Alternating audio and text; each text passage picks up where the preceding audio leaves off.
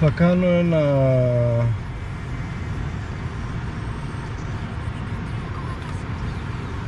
βιντεάκι για το τι έχω καταλάβει μέχρι τώρα στους 2 μήνες που έχω ηλεκτρικό αμάξι.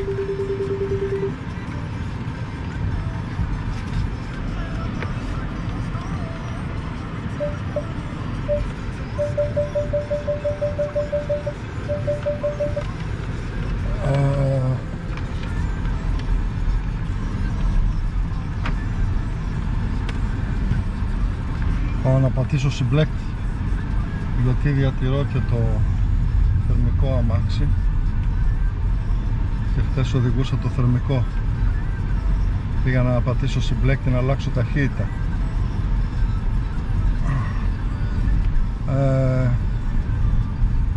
Έτσι λοιπόν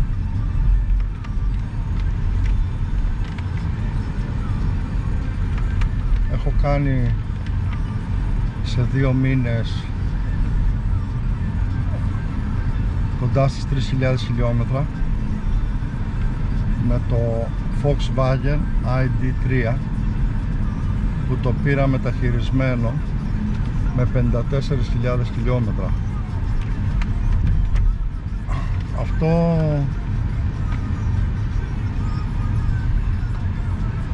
προτρέπω όποιος ενδιαφέρεται να αγοράσει αμάξι και να το πάρει αυτό το αμάξι έστω και μεταχειρισμένο, γιατί είναι ποιοτικό. Εγώ θα πω 2 κουβέντες πως το επέλεξα. Μισό λεπτό, χτυπάει το τηλέφωνο. Λοιπόν, συνεχίζω. Θα πω 2 κουβέντες πως ξεκίνησε η ιδέα για να πάρω το ID3. Το συγκεκριμένο είναι μοντέλο του 2021. Ξεκίνησε από το χειμώνα που είχα δει ένα βίντεο ενός Αμερικάνου μηχανικού στο YouTube που σύγκρινε το ας πούμε κυβότιο ταχυτήτων. Στην ουσία δεν είναι κυβότιο, είναι η μετάδοση από το ηλεκτρικό μοτέρ. Το σύγκρινε του Tesla και του ID3 και φαινόταν στο Tesla με ρολεμάν, με μπίλες, αξιοπρεπή κατασκευή, και ξέρουμε ότι έχουν βγάλει και πάρα πολλά χιλιόμετρα πολλά Tesla και φαινόταν και το μηχανισμός ο μεταλλικός του ID, ο οποίος ήταν με ρουλεμάν, πώς θα τα πούμε αυτά, κονικά, δεν λέγονται κονικά, κυλινδρικά, τα οποία πραγματικά ήταν τούβλο. Η κατασκευή φάνταζε τούβλο. Αυτό ήταν ένα στοιχείο που το έβαλα στο μυαλό μου. Ένα άλλο στοιχείο ήταν σε έναν επαγγελματία που μιλούσα. Είχε το Transporter, το είχε πάρει μεταχειρισμένο το 2010, το Transporter, και είχε κάνει 806.000 χιλιόμετρα και το λειτουργεί κανονικά το αμάξι για τη δουλειά του ακόμα. Οπότε κατάλαβα ότι είναι μια πολύ σοβαρή εταιρεία η Volkswagen. Άλλωστε και Golf του 2000 που είχα οδηγήσει ήταν πολύ αξιοπρεπές σε οδική συμπεριφορά,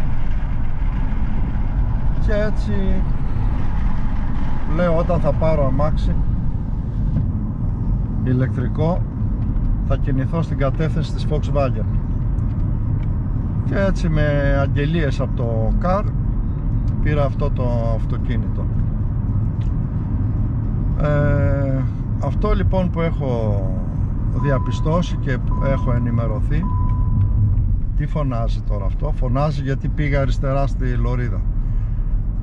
Έχουν βέβαια πολλά ηλεκτρονικά βοηθήματα, τα οποία είναι βοηθήματα, σου κάνουν τη ζωή μεν πιο εύκολη, αλλά δεν είναι ο βασικός λόγος για να πάρεις ένα αμάξι. Ο βασικός λόγος για να έχεις ένα αμάξι είναι να το χαίρεσαι, να σου αρέσει, να έχει ωραία οδική συμπεριφορά, να έχει δύναμη όταν τη θέλεις και να μην σου κοστίζει πολλά χρήματα η χρήση του. Έτσι λοιπόν, τα ηλεκτρικά αμάξια, που δεν έχω οδηγήσει άλλο ηλεκτρικό, μόνο τούτο έχω οδηγήσει, είναι πάρα πολύ καλά στο θέμα της οικονομίας, γιατί άπαξ και τα αγοράσεις, μετά έχεις πολύ λίγα έξοδα, αφού εγώ προσωπικά το φορτίζω στο σπίτι. Έχω κατεβάσει μια μπαλαντέζα 25 μέτρων από το δεύτερο όροφο και από εκεί το φορτίζω και παίρνει ο φορτιστής που δίνει, και η αυλή είναι ελεγχόμενη. Οπότε ένα λοιπόν βασικό πλεονέκτημα είναι η χαμηλή, το χαμηλό κόστος χρήσης. Ένα άλλο όμως πολύ βασικό πλεονέκτημα είναι ότι το αμάξι αυτό, επειδή έχει μία ανάρτηση που εγώ δεν την έχω ξανασυναντήσει, έχω μπει παλιά σε αμάξια καλά, δεν είχα συναντήσει λειτουργία τέτοιας ανάρτησης, που κάνει σαν να αφήνει το δρόμο, ας το πούμε, σε μία απόσταση από τον οδηγό.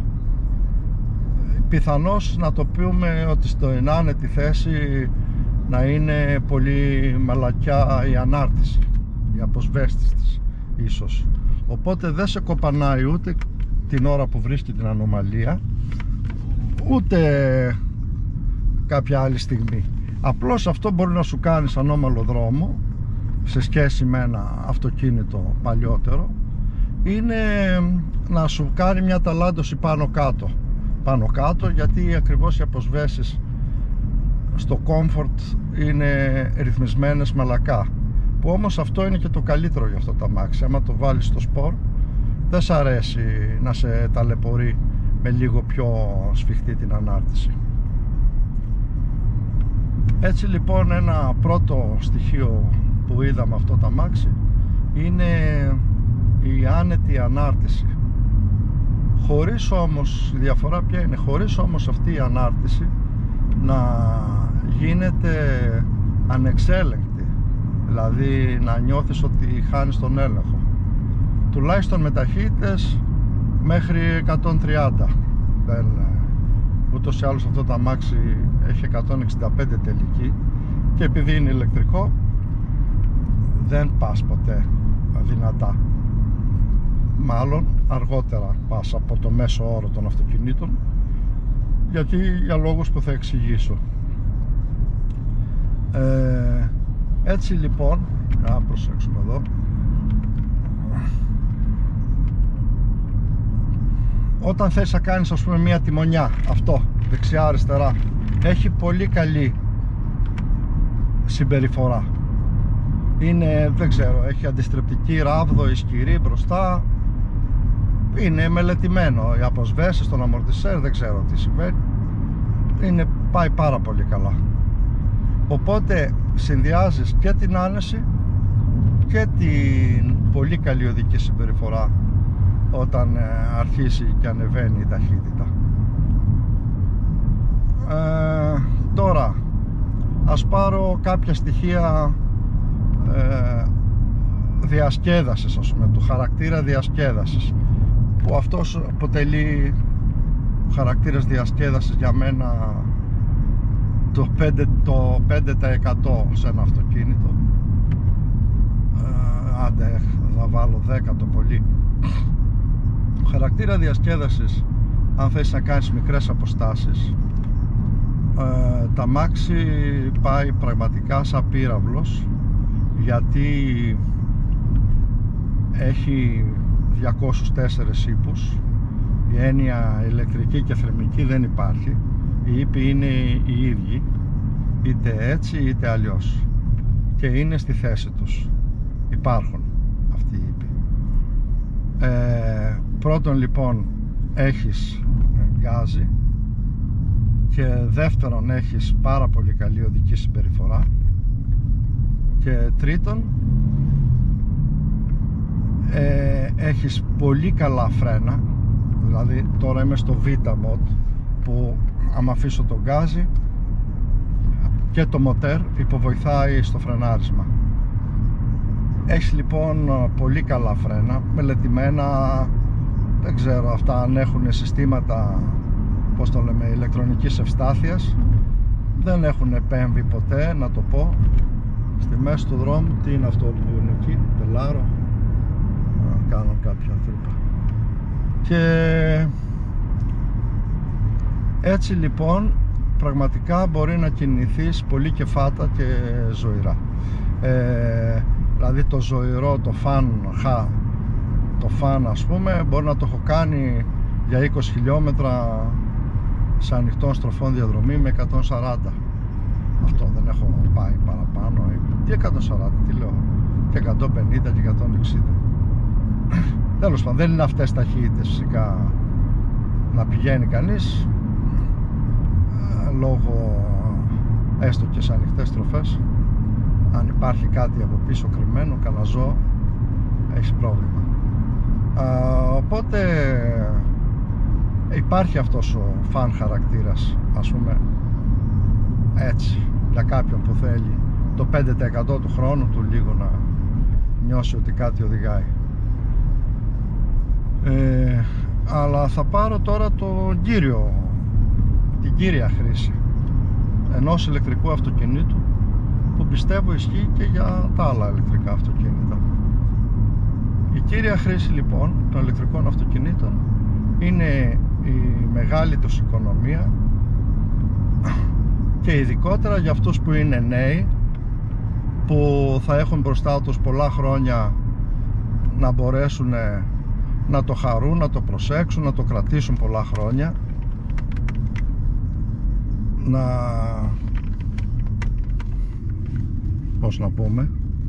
να το αξιοποιήσουν. Για να δούμε εδώ τώρα.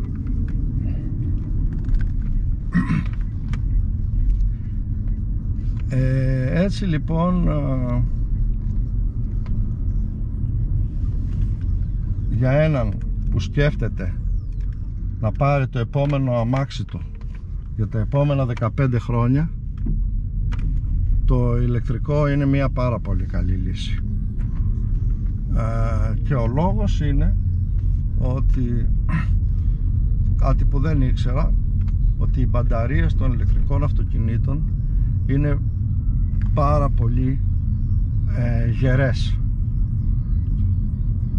Και θα μιλήσω συγκεκριμένα για τις μπαταρίες, γιατί είναι πράγματα που δεν τα ήξερα και που τα έμαθα κι εγώ από τα διάφορα βίντεο που είδα από καθηγητές πανεπιστημίου στο ίντερνετ.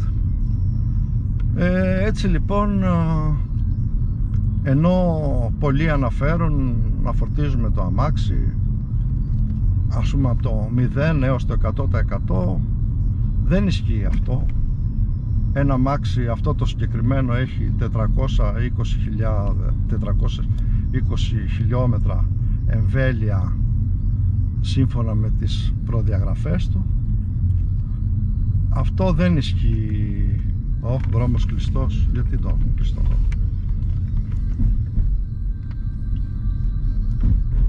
Στην πράξη αυτή η μπαταρία εδώ, αυτού του αυτοκινήτου, είναι 58 κιλοβατόρες.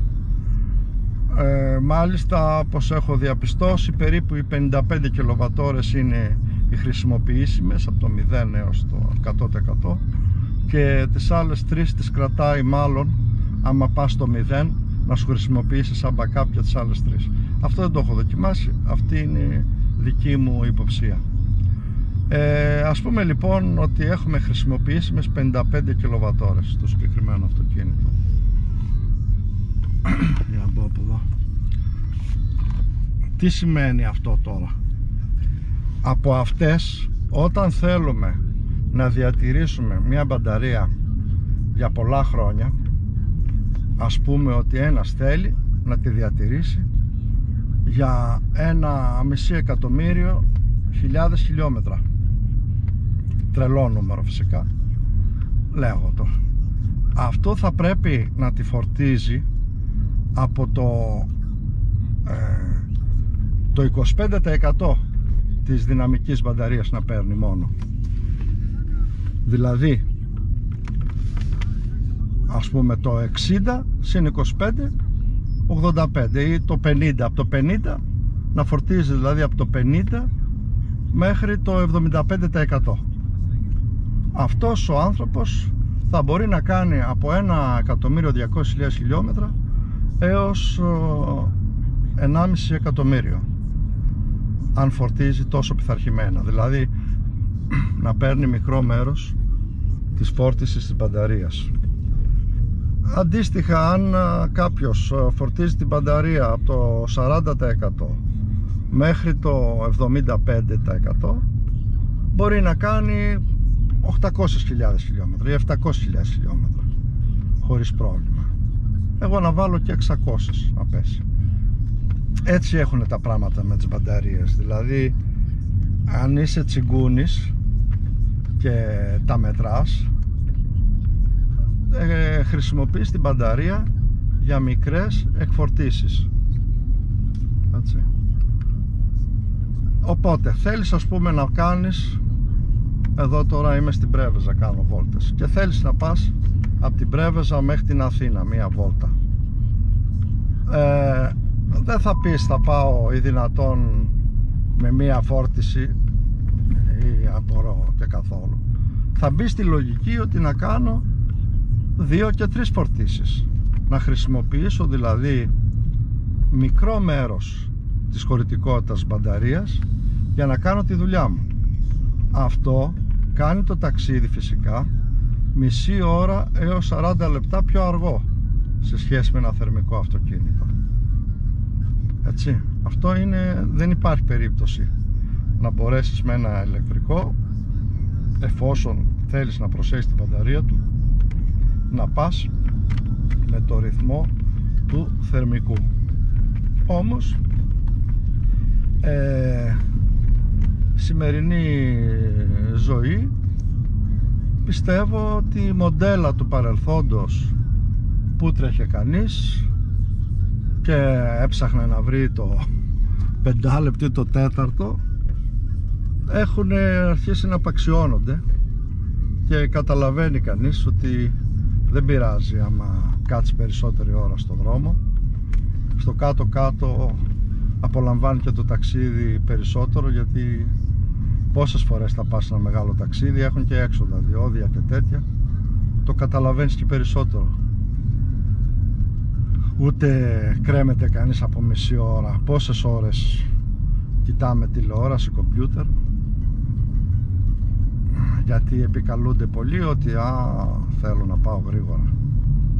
Υπάρχει αυτό, τι γρήγορα? Ξεκινάς μισή ώρα νωρίτερα και το κάνεις. Οπότε αυτό είναι το βασικό πράγμα που έχω μάθει στη διαχείριση μπαταρίας, ότι δεν αξιοποιούμε την μπαταρία από το 10% να εκφορτιστεί έως το 90%. Θα αξιοποιούμε σε πιο μικρά νούμερα, 35% έως 75-80%, αν μπορούμε 40-45% μέχρι 75-80%, και κάνουμε συχνές φορτίσεις. Αυτό λοιπόν σε έναν άνθρωπο που ζει σε ένα χωριό, ας πούμε, και πηγαίνει στην πρωτεύουσα του νομού, είναι πολύ σημαντικό, γιατί κάνει πολλά χιλιόμετρα, μπορεί να πηγαίνει πολλές φορές στην πόλη, να έχει εκεί τη δουλειά του και να μένει στο χωριό. Κάνει πολλά χιλιόμετρα αλλά λίγα, δηλαδή μπορεί να κάνει 30 συν 30, 60 χιλιόμετρα συνολικά, οπότε να γυρίσει σπίτι, να το βάλει να φορτίσει, πώς να το πούμε, να έχει φορτίσει στο 70% και να ξεφορτίσει ας πούμε στο 50 ή 55%. Αυτός ο άνθρωπος θεωρητικά έχει τη δυνατότητα να κάνει 1.200.000 χιλιόμετρα. Και όχι μόνο αυτό, και αυτό συνεπάγεται ότι μπορεί κανείς να δώσει εμπιστοσύνη και να πάρει ένα ηλεκτρικό αυτοκίνητο, ειδικά όταν είναι λίγο ετών και με λίγα χιλιόμετρα, χωρίς φόβο μήπως πέσω σε μάπα μπαταρία και έχω προβλήματα. Δηλαδή μπορεί να κινηθεί σε ένα μεταχειρισμένο ηλεκτρικό αυτοκίνητο που να του αρέσει και να κάνει τη δουλειά του πολύ οικονομικά. Φυσικά ένας που έχει σε καλή κατάσταση το θερμικό αυτοκίνητο δεν συνιστώ με τίποτα να μπει στη διαδικασία να το αλλάξει για να πάρει ηλεκτρικό. Αυτό θα είναι μια σπατάλη χρημάτων και απλά το κάνει κανείς για τη μπλάκα του. Γιατί κάνεις με μια οικονομία στα καύσιμα, αλλά δεν είναι τόσο που θα κάνεις απόσβεση. Πρέπει να κάνεις 170.000 χιλιόμετρα για να πεις ότι έκανα απόσβεση. Οπότε αυτά έχω να πω ως προς τα ηλεκτρικά, και ειδικότερα για το ID3, ότι είναι ένα πάρα πολύ καλό αμάξι που όποιος θελήσει και ενδιαφέρεται να κινηθεί, να το βρει μεταχειρισμένο, να το αρέσει, και δεν υπάρχει περίπτωση να το μετανιώσει. Τίποτα άλλο.